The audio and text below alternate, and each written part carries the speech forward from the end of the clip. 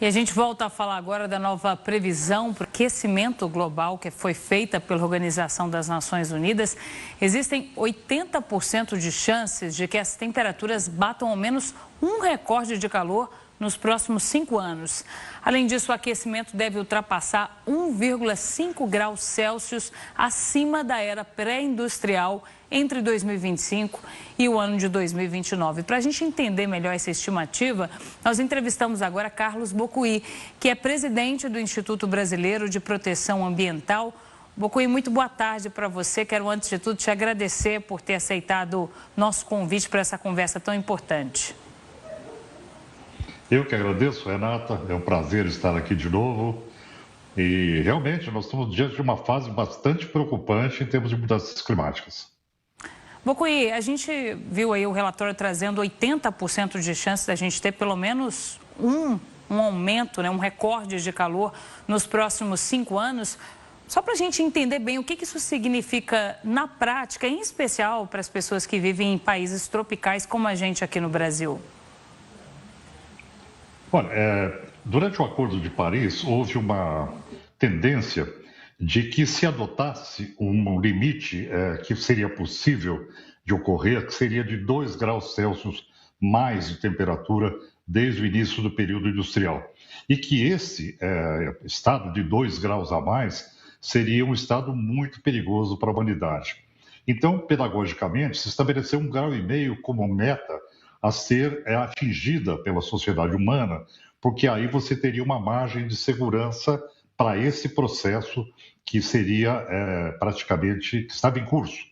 Mas o que acabou ocorrendo é que em 2024 nós superamos 1,5 graus, aliás, mais do que isso, chegamos a 1,55 graus Celsius de aumento de temperatura. Foi o ano mais quente da história.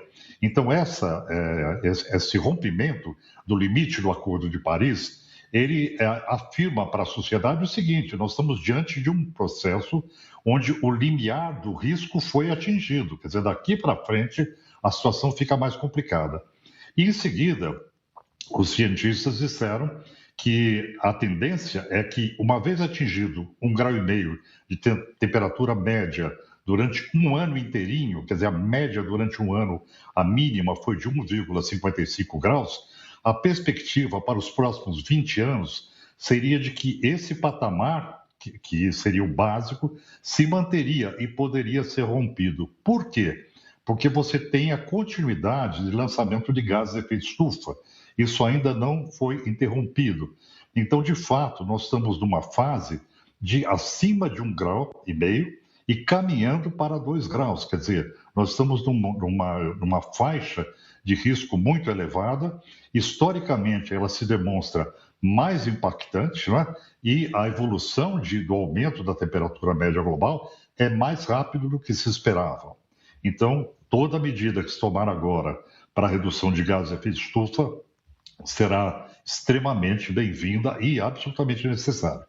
Bocuí, dentro desses dados que você trouxe para a gente já pode afirmar que a gente falhou nessa meta que era mais ousada do Acordo de Paris, ou a gente ainda consegue reverter isso de alguma forma nos próximos anos? Eu, particularmente, acredito que a gente não consiga reverter, que nós temos que nos adaptar. Uma vez que você lança carbono na atmosfera, a permanência do carbono é de 100 a 1000 anos. Ele pode chegar a um tempo muito prolongado na atmosfera. E não existe, na verdade, uma perspectiva de diminuição dos lançamentos. As indústrias de petróleo continuam aumentando a sua perspectiva de produção de petróleo, né? As indústrias de gás natural, dito natural, que não é natural, é de fóssil, na verdade, elas também continuam aumentando e queimando o gás. Então, as medidas não foram tomadas para que a gente garantisse essa estabilidade. Lembrando que os alertas sobre mudanças climáticas vêm desde a década de 80 do século passado. Então, durante esses últimos mais de 40 anos, as medidas, de fato, não foram tomadas. Por isso é importante, nesse ano que o Brasil recebe a COP30, né, são 30 anos de conferências climáticas, que haja um compromisso real, efetivo, de diminuição pelos países, principalmente os mais poluidores, da emissão dos gases de efeito estufa, que são responsáveis por esse aquecimento. Bocaí, o relatório trouxe um dado interessante também, que esse aquecimento, ele não acontece de uma forma homogênea ao longo de todo o globo, né? O Ártico, por exemplo, ele está tendo aquecimento mais de 3 vezes acima da média global. O que isso pode provocar para diferentes regiões, diferentes países? Bom, em primeiro lugar, nós temos que dizer que 1,5 graus de média global não é 1,5 graus homogêneo para todo mundo, né? Você tem os oceanos mais frios, você tem o Ártico, tem a Antártica, que são regiões mais frias. Então, quando se fala de 1,5 graus médio, você está falando nas plataformas continentais da América do Sul, da África, em 4, 5 graus de aumento, né, da média.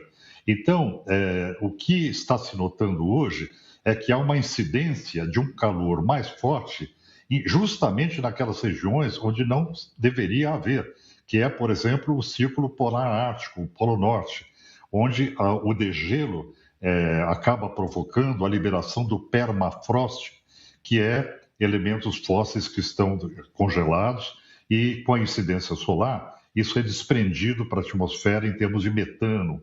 Metano é muito mais danoso do que praticamente carbono, que duraria 30 anos na atmosfera, mas é muito mais forte em termos de efeitos. Então, o que nós estamos assistindo hoje é uma perda da segurança, porque isso também implica no seguinte: à medida que se aquece acima do esperado e a Amazônia sofre esse efeito e ela pode colapsar em termos de vegetação, a região do Equador se aquece no mundo. Isso leva a mudanças das correntes marítimas, isso altera, inclusive, a própria temperatura do Polo Norte, da região do Círculo Polar. Então, nós estamos num processo onde o aquecimento ele provoca efeito cascata, né? Ele provoca a incidência dos tipping points, daqueles pontos de não retorno para vários ecossistemas, seja a Amazônia, as correntes marítimas e o próprio degelo do Ártico, e tudo isso leva a uma situação muito mais difícil para a humanidade. Então, é urgente que a gente venha a conter o lançamento do que provoca isso, que são os gases decorrentes da queima do petróleo. Está tudo muito interligado, né, Bocuí? A gente vê, por exemplo, essa previsão que você trouxe aí de condições mais secas para a região da Amazônia, o que acabaria afetando o clima no mundo inteiro, né? O que precisaria ser feito, por exemplo, a gente trazendo para a situação da Amazônia, para que esses efeitos tão drásticos não chegassem a acontecer? Bom, a primeira questão é evitar na Amazônia o ponto de não retorno, que seria o colapso da floresta, não é? O que acontece é que com o desmatamento contínuo, o microclima da Amazônia ele vai mudando. E com a mudança do microclima, a floresta deixa de fazer um processo de troca de carbono, né? Carbono por oxigênio. E essa função é importantíssima. As florestas tropicais, tanto da Amazônia como do Congo, como da Indonésia, têm essa importância, né, de sequestrar carbono da atmosfera. E à medida que a floresta ela vai perdendo espaço, ela vai morrendo pelas bordas, né, ela também internamente vai sofrendo um efeito de degradação. Isso vai levando a um processo de colapso do microclima que está naquela região da floresta, e isso implica na perda de qualidade, né, de sequestro de carbono, da própria manutenção da grande massa de vegetação.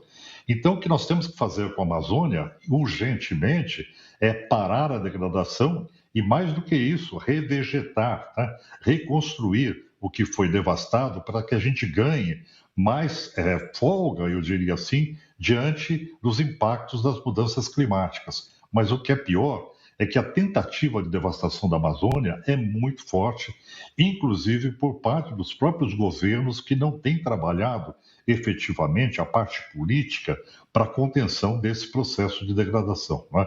Então, o valor que a Amazônia tem globalmente para a linha do Equador, como elemento de equilíbrio climático, ela não é devidamente reconhecida nas políticas públicas e nas ações não só dos governos da região da Amazônia, que não é só o Brasil, né? Você tem vários países envolvidos, mas também não é reconhecido internacionalmente na medida em que se precisaria de muito recurso econômico para manter a região Amazônia como ela está hoje e também reconstruí-la. Então é preciso investir na Amazônia como um elemento fundamental para o equilíbrio climático global e também, especialmente, para o equilíbrio da América do Sul, porque é a Amazônia que provê todo o ciclo de chuvas para a América do Sul. São chamados rios voadores, não é? 60% da umidade que a gente tem no continente sul-americano, da região dos Andes para o Atlântico, decorre dessa transposição de umidade da Amazônia. Então, isso tem que ser mantido. É importantíssimo. É regular o sistema hídrico de chuvas para toda a América do Sul. De todo um equilíbrio relacionado a mudanças climáticas de forma geral, é um esforço, sem dúvida, do poder público, mas também de empresas, de cidadãos em geral, né, Bocuí? É um esforço conjunto que é necessário, né? Eu vejo essa questão como uma situação de governança, né?